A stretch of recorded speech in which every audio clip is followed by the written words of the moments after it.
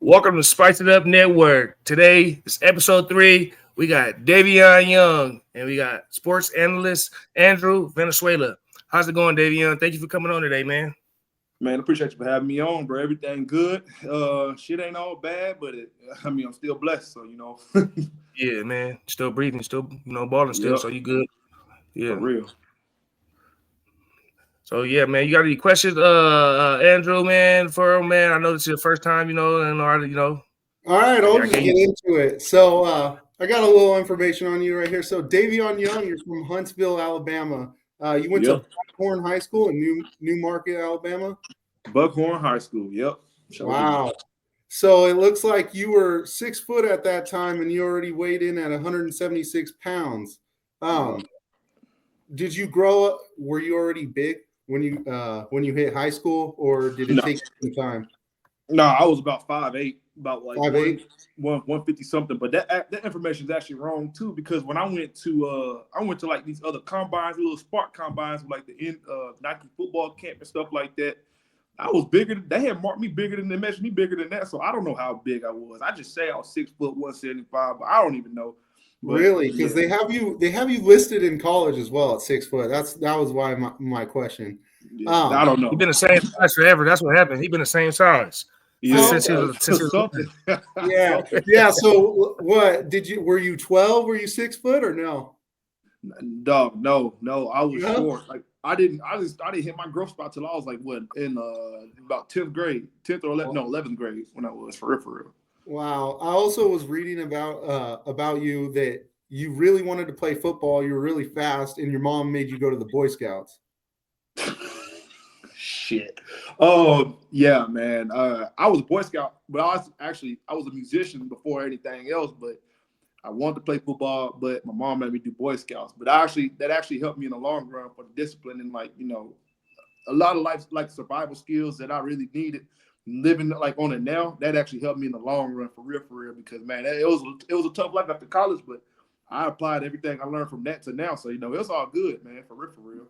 Yeah. How many years did you do Boy Scouts? All I did all five, but I could have done Eagle Scouts, but chose not to. That's when I Oh, really okay. wanted to get into sports. So Wow, that's pretty impressive, man. You got some life skills to save some people, man. You're not just an average cat.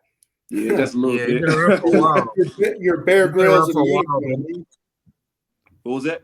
You're Bear I Grylls say in uniform, huh? Oh yeah, a little bit. Yeah, yeah, my so dog Davion's been around for a while, man. I've been watching him for a while, man. And, he's a true hustler, and the definition of not giving up. Yeah, man, I got that, but I mainly got it from I got all that from I really got it from you because I remember I reached out like 2019. I tried to get I heard about the story and I told you about this all the time, man. I mean like I said, I always been an inspiration and I have a lot of utmost respect for you, Spicer, because like your story crazy, man. Like that ain't easy coming back from what you do either. So I had to keep the contact in circle and whatnot. So it was a lot of respect and kudos to you for real, because that shit ain't easy to bounce back from. And you made ways out of nothing. You know what I'm saying? So, man, that really inspired me to keep going. You know what I'm saying? So, Yeah, man. Every time I see you, man, you inspire me too. You keep I going, I keep appreciate going. it. We inspire each other. You know what I'm saying? So, man, Yeah, that's a blessing, man. that's that's a how we fact, do bro. it. We got to feed off of each other's energy so we can get better, right? That is a fact. Mhm. Yeah, Yeah. That's a yeah, good trait about men, If you want to grow, you gotta love a brother. You gotta grab yeah. someone next to you. Don't I be wanted scared to to get into some questions about your early life.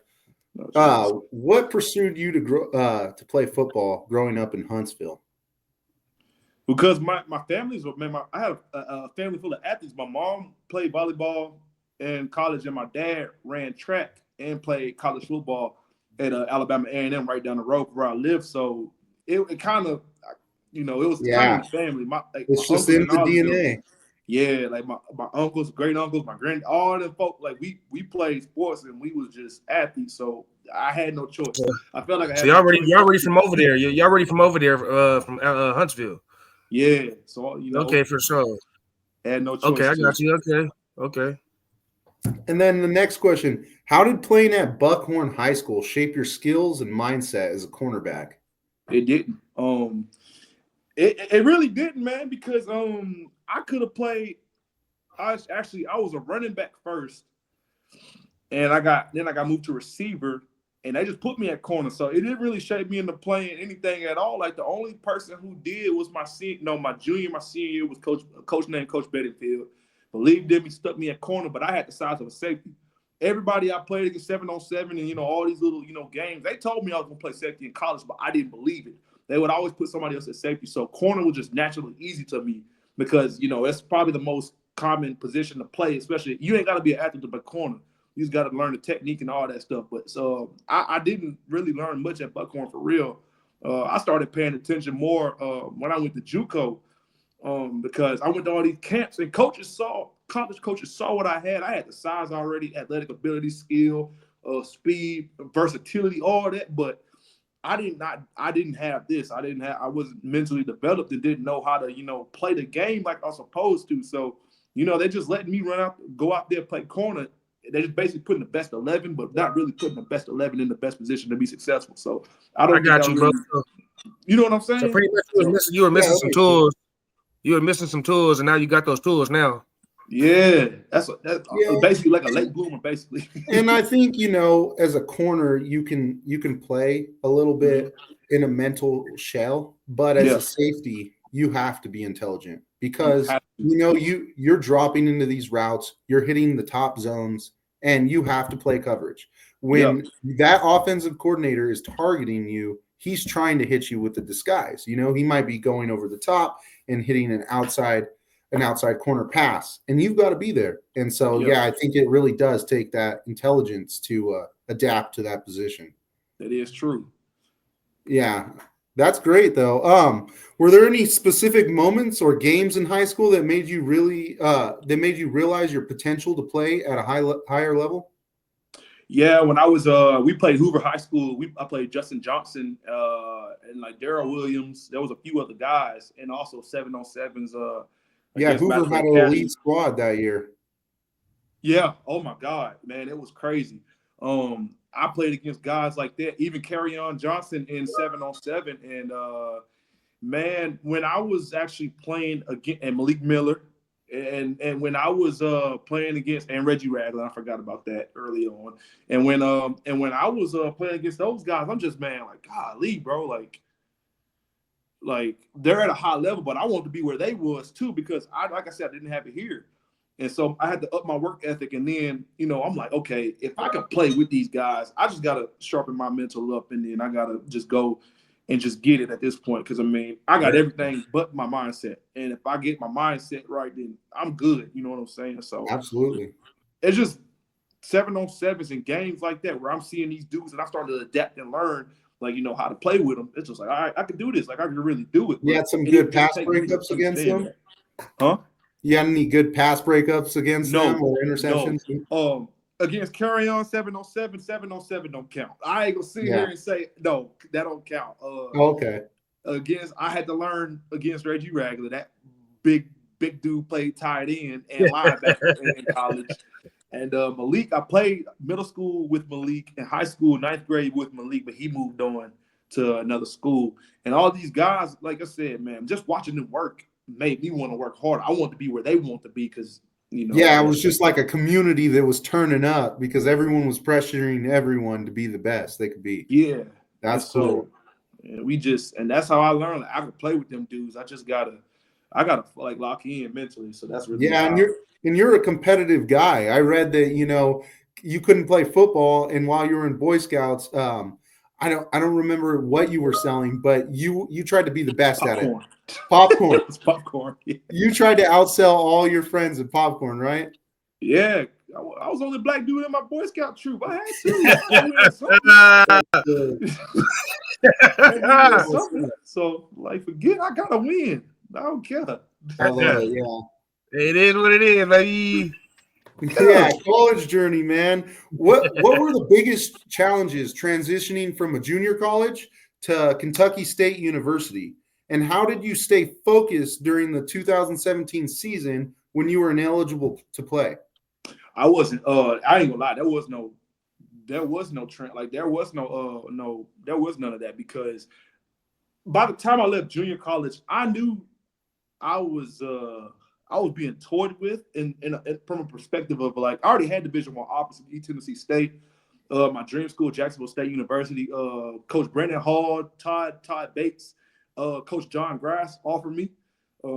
Didn't get to qualify for the official scholarship, but I did get a preferred walk on. East Tennessee State, John Goff, I think Coach Goss offered me Division I. I had Division I offers. The thing is, I knew I could do it. The transition wasn't hard, but the thing was just knowing I'm leaving a school where it wasn't legit and those grades transferring. That was my biggest concern. Like I didn't have no issues like I was still practicing with Kentucky State at the time too. We had some dogs, HBC, you know how it goes. Yeah, so what lessons did you learn playing alongside, different teams and players during your college years then? That I could play with, man, I never believed in myself. But when I left junior college taught me one thing. I believed in myself the last semester I was in JUCO. I didn't believe myself my first year because I'm like, dang, bro, all these dudes good. And I remind you, I'm playing with Ben Holmes. Yeah, quarterback. I played with him. I know Ben Holmes. I played with Ben Holmes. Ben Holmes. He been around. I believe he was in the spring league with me. I think he was in the spring league. He was in the spring league with me. Yeah, he's one of the quarterbacks. Yeah. He's a big dog. Big dog. So I'm looking at them and I'm like, dang, bro. Like I didn't learn nothing when I was in high school because they just let me out there play. But when I got to junior college at the end of my career, I'm like, all right, cool. Now I know how to like move, but man, I started believing in myself, and that's what you felt like they developed you better in college than high school. Yes, 100%. Because during that transition from my spring freshman year to my sophomore summer, I was around Coach. What's his name, man? All people don't know I was at Highland Junior College in Kansas, and I had to earn my scholarship there, but I had to leave because my great granddad had died, so I went somewhere else, man. And I was around Coach Gray, Maurice Gray, former Oklahoma State cornerback. When I learned from him, that's when I knew I could do it. And because this dude is a Division I cornerback, and dude was a baller, man. I'm talking about Maurice Gray. Love this dude. I had to go. I had to do what I had to do. But that's when I knew, like, man, I could do this shit, bro. If he's giving me high praise, bro, I ain't got shit to worry about. So, and I see you were liking that diet plan, bro. You went from 176 to 196, and you were probably lean, real lean. Yeah, too. And I'm still that size too, because I can't. I'm still that size too. That's crazy. So let's go on to your professional career. How did you adapt to playing in the European leagues, like Silesia Rebels or the SBB Belgrade Volkovi? Yeah. So Poland, my first year was not that much of a transition because I just had to learn it, man. It was lower tier, but as I started playing throughout the years, Belgrade Vukovic is a top Champions League team. Vukovic. I skewed that one. Strawberry where you from? GFL 1. They're a GFL 1 team. And so I'm just like, man, so building my way up and working my way up, learning how to be an American overseas, man, it is totally different than playing in the U.S. And I didn't watch a lot of things. That's so different. You watch a lot of things develop from like the GFL with the ELF coming over there and stuff like that. So, I watched the GFL, man, a long time, man. And, that's the end. You got the NFL, you got the CFL, you got the GFL. Like I tell people, man, you got different professional leagues in different places, just like the NFL, man. It's real. It's a big deal for real. And it was in the GFL is crazy because they gonna send you home. Like, bro, I seen a dude play in a preseason game and get sent. Like, bro, they were sending dudes home. American got cut when I got there. Like, you know what I'm saying? So, I think it was like a few weeks after I got there. So, it was crazy. What was the biggest cultural difference playing football abroad? Just knowing that those guys are still learning and they have to develop. And the thing is, bro, people don't understand, and a lot of people go overseas thinking they're gonna be a superstar. Your resume is your character and your and what you bring to the table. You're gonna become well known if you do your job. And if you're a good American import, people are gonna recognize you and they're gonna know. The biggest culture difference is, bro, Americans coming over here and teaching the game on how to properly play it, because a lot of teams don't have American coaches. They have domestic coaches. You got to teach the domestic guys how to be, have that not a professional mindset, but that developmental mindset. It's not really professional football, but you're being paid as a pro. Some teams pay all guys on the roster as pros, but a lot of them don't. So that's what a lot of guys got to understand. Like, the culture is a developmental, professional structure. It's not a all-around professional structure. ELF may be that way. GFL is that way. But every other domestic league is not that way. So, yes, you are a paid professional, but the cultural differences it is the developmental pro, Absolutely. Yeah. No, that makes sense. That's cool, man. Yeah. That's pretty awesome, though, to spend time in Poland. Did you learn any Polish? Yeah, man. Because I still live here. I'm actually here right now, but I'm moving in a few weeks. You got any youngs in Poland? Nah, man. Nah, I ain't Love and spice. You got a beautiful afro and blue eyes, or what? Yeah. Hey, look, that boy over there spreading them seeds. Yeah, that'll be great, man. I ain't gonna lie, man. Sooner or later, I got to sooner or later, man. I'm trying to see. Hey, man, what you waiting on, man? Yeah. Hey, what's the hold up? Man, you ain't lying, man. I ain't trying, man. Hey. One of them wants to come back with you, man. They get an athlete. Yeah, just make sure it's the right one, man, where you ain't got to deal with no BS, man, and unnecessary drama and life struggles and stuff like that, man. Because life already been hard enough, man. And, the wrong partner will make it even harder. Absolutely. That's a fact. Absolutely. No, for real. That's true. Yeah, man. So, what's your most memorable? Brother, what you say, Spice? No, go ahead. Oh, I was just gonna say, what was your most memorable moment from playing over there? Man, my most memorable moment just came from this past season in Straubing GFL 1, because, man, I got to experience that, got to do everything I wanted to, played every position I wanted to at one of the highest levels in Europe. Also won a championship, my two back-to-back championships. So this year was probably my biggest moment. But, man, it's been so many. I just gotta say, 2024 season has been. And playing in Italy in the Champions League with Belgrade Vukovic, man, because that's the game that really set my career a little bit higher, and people seen it after that game in Italy. People were I started getting more recognition, So your confidence too. It builds your confidence too, man. When stuff like that happens, man, your confidence, it lets you know, like, really, like, you already know you can do anything you want to do by now. But right when that happens, man, you really know, like, I can really do anything I want to do, man. I just gotta work hard. And that's exactly what happened. It made me work harder, because I'm like, oh God, like I want to retire, bro. I really want to retire this year, but this year made me realize I got a few more years in me. I got a long time to go. So Damn, you answered my next question right there. That's great, dude. What's your plan? Are you planning on hitting the XFL this year?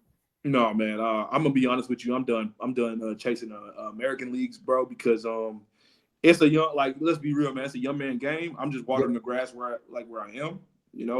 My job. I feel like my calling as an athlete is to help the next generation and teach the guys around the world grow the game around the world. My time in the U.S. was cool. It would be a thing for me to come back. I could if I want to. But I'm also playing rugby in Europe as well. So I feel like I do have I have more than one calling other just playing in the U.S., man. I just really want to just do what God really called me to do and just help others the best way I can, So, and that's just I got something to coach, say, Yeah, I just want to say one thing, man. You said it's a young man's game, man. You see the NCAA rules just got changed, man. Man. It might not be a young man's game, man. You might have a 4-year-old guy getting drafted to the NFL now, man. You got you know what? You got a good point. What is the? I might want to go back to University of Alabama. I might want to go to University of Alabama right now, man. I might want to go to University of the Georgia Bulldogs right now. You know what I'm saying? I'm rethinking it now. You know what I'm saying? Hey, read it right now. Let's see. Hey, pull that rule change up. Let's see it. You got a good point for real. Oh God, I want to see this. Yeah, bro. So apparently, if you play in junior college, you don't have it's not gonna count towards the NCAA eligibility. So you're gonna have 4 years to play. Wow. Hey, you got it in your inbox. Andrew. Can you pull it up? That's crazy. Let's see. I don't think I could pull it up on here. I'll pull it up on my phone. That is crazy. Wow. Yeah, man. So I was thinking about going back. Me, I never went D1. So you know what I'm saying. I think I got some time under my belt over there. You know what I'm saying, since the NCAA rule change. Because once they said back in the day, when I came out 2015. You go play professional football. You take that first money, you can't go back and play football no more. So the rules change now. You know what I mean? So man. The rules change now. So right. Anything can happen now, man. Anything can happen. You're still young, bro.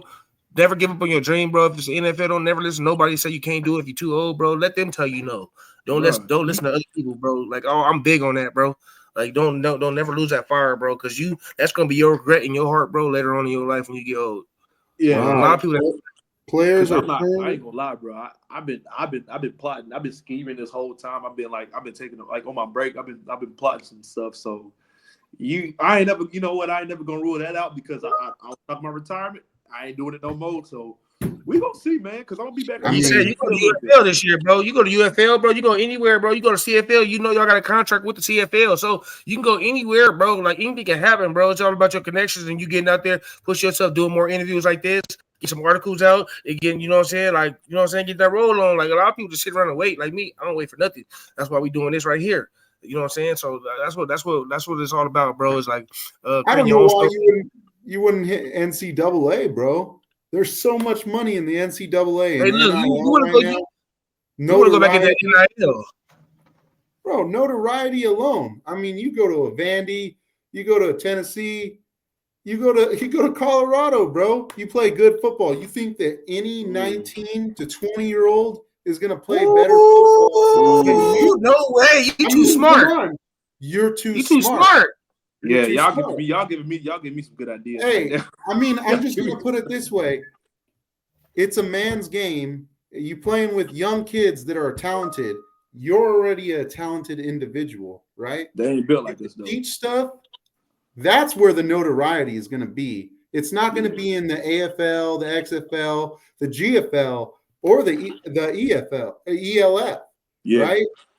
Because the money is on college football right now. And if you guys got eligibility, I would hit that up because a smart player playing with a bunch of kid quarterbacks, what's going to happen?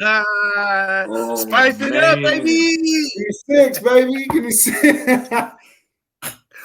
Go out there and spice up the whole field. Like, what? Hey, how the parents used to be like, how old are you? Back in the day, how old are you? How old are you? I mean, in high school, they used to ask me that. Like, how old are you? How old are you? You know what I'm saying? That now, huh? Old enough. I'm ready in my prime now, you know what I'm saying? So I'm good. I ain't got no football injuries, never had no football surgeries. You know what I'm saying? So I'm good, bro. This is the paradox, bro, because what age do players play their best football in the NFL? 28 to 36, 35, ain't it? 36. When your IQ, your brain, when you start to process it different, that's when you become your best because you don't have to run as fast to get to a certain spot. You know where to be. You know how to. He knows before he's gonna get there. You know what I mean? You know where he's gonna get before he's there. Maybe you're not the top 10 in the NFL, but hey, you could be top 10 in the NCAA, and the money's there. The money's there. Not only just that, you can get. It's a possibility you can get drafted to the NFL. A childhood dream. They might have just opened up a doorway to your childhood dream again. You know what I'm saying? It's all about how you look at it, man. It can be bad for some guys, man, and because JC was the portal, for D1. So you had, if you didn't have your stuff together, you had to go through JC to get to D1. Yep. Now it didn't change the game. You know what I mean? So I think it can work in anybody's favor right now. Depending on how you use it. What was that cat from Georgia? What is his name? I can't remember his name. Stetson Bennett, 28 years old, drafted in the 4th round. Hey, all you got to do is play smart with a bunch of kids, man. You're getting the biggest TV time there. That is true. Biggest exposure.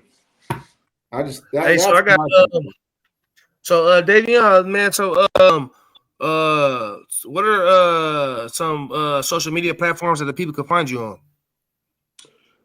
Man, every damn thing, man. TikTok, Facebook, Instagram, Twitter. What's your name on TikTok? I got DY Uncut. I'm on DY Uncut because that's where I give my sports takes and all that stuff. So DY Uncut. Okay.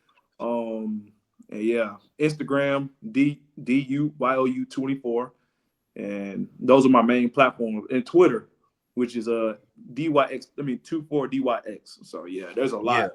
I'm on everything. On everything, baby. Yeah. So what are some of your goals coming up after the season? I'm trying to win I'm trying to win another championship with my former team. I can't say yet, but a former team I'm going back to in Germany. So plan on winning a youth championship and the regional league championship. So we're trying to see, and then after that, I'm moving around and I'm gonna see what's next. Yeah, man. CFL, UFL, NFL, whatever it is, man. I gotta be back in the States after next year. I gotta be back in the States later next year. So big ups, man. Big ups, bro. Even if it's in the AFL, whatever, bro. Like, I just want you to build your fan base, bro, and be successful, bro, with life after football too, bro. Because that's what it's all about too. It's about us, you know what I'm saying, getting us, you know what I'm saying. We done came a long way. That's a fact. You know what I mean? Yeah, I agree. That's why trying to get this platform, keep a solid foundation, and keep it pushing. Yeah, inspire, give positivity, give back to the community that raised us. That's all we got to do, bro. Yeah. Yeah, man. So again, man, thank you for coming on, man. Spice It Up Network, man. Thank you for everything you do in the community, man. I see everything you're doing overseas, man. Teaching the kids, teaching the youth, man, and getting in the community, man. So, man, big ups to you, man, in your career, man. And I hope to see you in the NFL, UFL, CFL, or it don't matter what league, man. Just I just want to see you balling and being successful, man. Man, I appreciate you, bro. You doing the same thing, bro. Keep doing what you're doing, bro. Kudos, man. Respect. Hey, it was a pleasure to meet you, Davion, and thanks for having me on, Spice. No problem. Yes, sir, man. Y'all, man, for real. Yes, sir, man. Much love, man. Much love.